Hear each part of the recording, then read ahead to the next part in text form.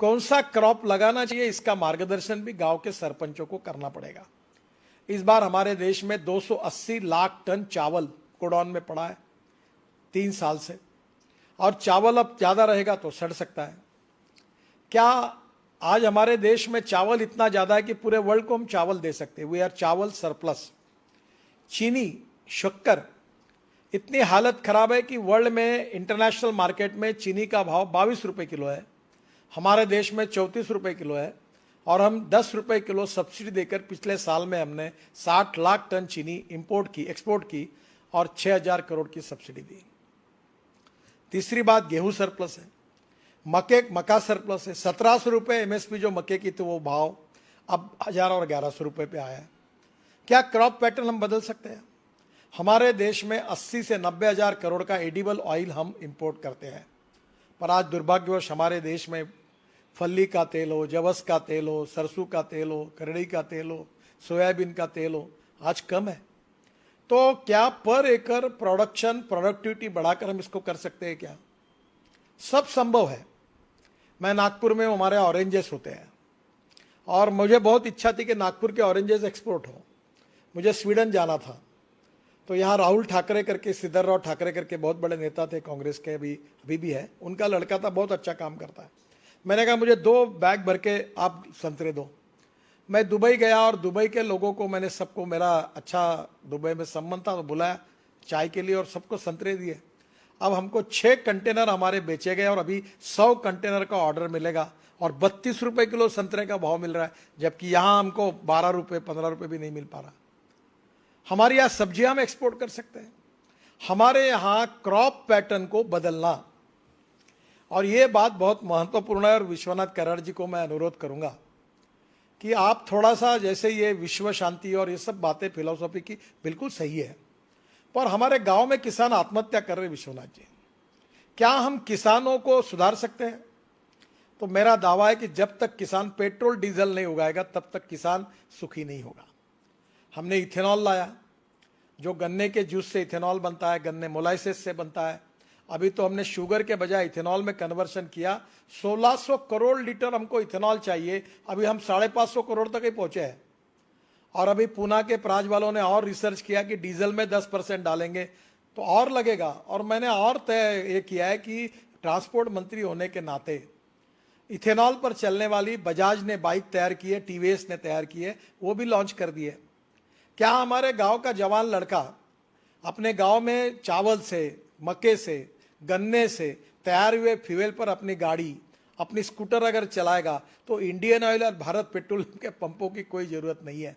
मैं कोई Indian oil और भारत पेट्रोलियम के विरोध में नहीं हूं, पर 8 लाख करोड़ का हम इंपोर्ट कर रहे हैं और प्रदूषण बढ़ा रहे हैं। उसके बजाय हम किसानों ने तैयार किए हुए ईंधन पे जाएंगे। तो मेरी एक ही सुझाव है कि diversification of agriculture towards energy and power sector, यह विषय विश्वनाथ जी हमें लोगों को जगाने के लिए बहुत आवश्यक है। ये अगर होगा, और इसमें काफी काम हुआ है, हवाई जहाज का ईंधन भी किसान तैयार कर सकते हैं, किसान बिजली भी तैयार कर सकता है, किसान मोटर, कार, बस, ट्रक चल सकती है, और ये सब सिद्ध हुआ है। मैं ट्रांसपोर्ट मंत्री हूं, मैं आपको इसकी सब जानकारी दूंगा। तो गांव इससे भी समृद्ध और संपन्न बनेंगे। और सबसे इंपॉर्टेंट चीज है कि गांव में अच्छी शिक्षा मिलनी चाहिए। हेल्थ सर्विसेज के बारे में कल ही मेरे बहुत दुखद घटना हुई। ताड़ोबा में एक परिवार गया था, गाड़ी उलट गई, लड़की भी मर गई, जवान लड़का भी मर गया। और दुर्भाग्य यह है कि ये जो मर गया, इसका कारण रोड में एक ब्रिज था, उसको कटड़े नहीं बने थे। अब प्रश्न ऐसा है कि हमारे गांव में हमारी लोगों की सुरक्षा करना, गांव में हमें लोगों को आर्थिक दृष्टि से रोजगार देना, किसानों की खेती को इकोनॉमिक वायबल करना, इसके लिए ऑर्गेनिक फार्मिंग का भी प्रयोग हुआ है। अभी हमारे गांव में जो कचरा, आप एक अच्छी बात है, जैसे आपने लोगों के बारे में कहा, मैं सभी सरपंचों को अनुरोध करूंगा कि मेरे खुद के घर में अनुभव आया था कि मेरे यहाँ जानवर मर गए, मुझे प्रोडक्शन अच्छा नहीं मिलता था। तो ये जो गायकवाड़ है, बीबीजी वाले पूना में, ये एक बार आए, उनने मुझे कहा कि आप पानी टेस्ट करो। तो उनके साइंटिस्ट आए और मेरे कुएं का पानी टेस्ट किया तो ध्यान में आया कि उसमें बहुत हार्ड वाटर है। फिर मैंने सॉफ्टनर लगाया और जमीन को भी सॉइल हेल्थ कार्ड और पानी का टेस्टिंग हर किसान ने करना चाहिए। इसमें हम लोग सरपंच ने जिम्मेदारी लेनी चाहिए कि मेरे गांव में एक भी किसान ऐसा नहीं रहेगा जिसका सॉइल हेल्थ कार्ड होगा और पानी टेस्टिंग होगा। अगर ये दो बातें की तो हमारा उत्पादन बढ़ जाएगा।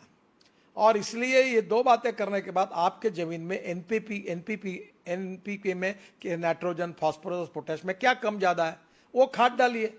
जो आता वो खाद केमिकल फर्टिलाइजर डालता है। अभी ये प्रयोग हुआ कि जिनके खेत में ऑर्गेनिक कार्बन 0.80 के ऊपर है उनको 100 टन गन्ना हुआ, और जिनके खेत में ऑर्गेनिक कार्बन जो है ये 0.20, 0.25 30 से 40 टन, 25 टन गन्ना हुआ।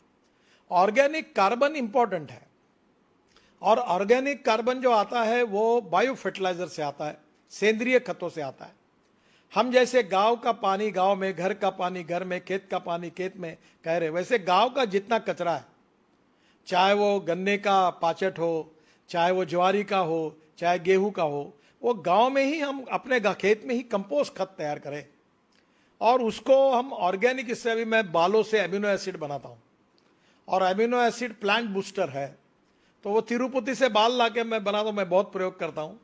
तो कभी कभी एक बार आगे बार राहुल जी, ऑर्गेनिक फार्मिंग और successful agriculture creating more employment potential in the rural area, particularly गांव में क्या हो सकता है इसका अध्ययन करिए। अभी जैसे मैं खादी ग्रामोद्योग का मंत्री हूं, हनी, अभी मनोज जी वहां है, हाई एटीट्यूड के हनी की कीमत 6,000 रुपए किलो है, और खादी ग्रामोद्योग से हम हनी के लिए पेटियां दे रहे हैं, और जहां हनी इकट्ठा होता है वो क्रॉप का प्रोडक्शन 25% बढ़ता है। अब कितना हनी हम इकट्ठा कर सकते हैं?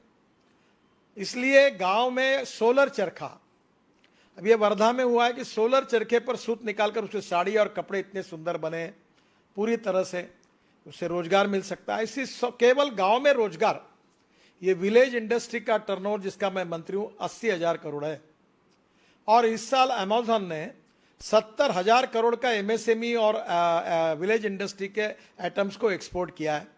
क्या हमारे गांव में तैयार किए हुए आइटम्स एक्सपोर्ट कर सकते हैं? ये छोटे छोटे लकड़ी के खेल बनते हैं, वो खिलौने बनते हैं। मैं अभी इसके लिए स्पेशल शोरूम शहरों में बना रहा हूं जो गांव के छोटे छोटे कारागिर तैयार करते हैं।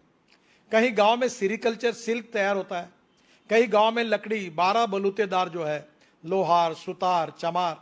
अभी मैंने पैठनी जो बनती है उसकी जूते चप्पल वो पैठनी को यूज करके बने हुए लॉन्च किए। अभी डेनिम करके एक जीन का कपड़ा खादी ग्रामोद्योग तैयार करता है जो अमेरिका में ल्यूएसिस कंपनी पूरा लेती है।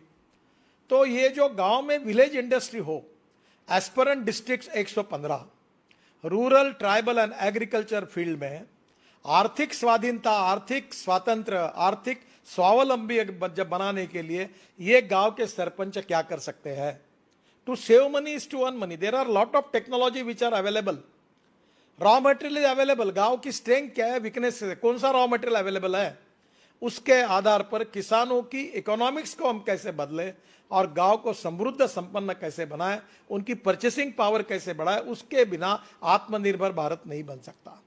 और सरपंच ये लीडर है, ही इज ए कैटलिस्ट।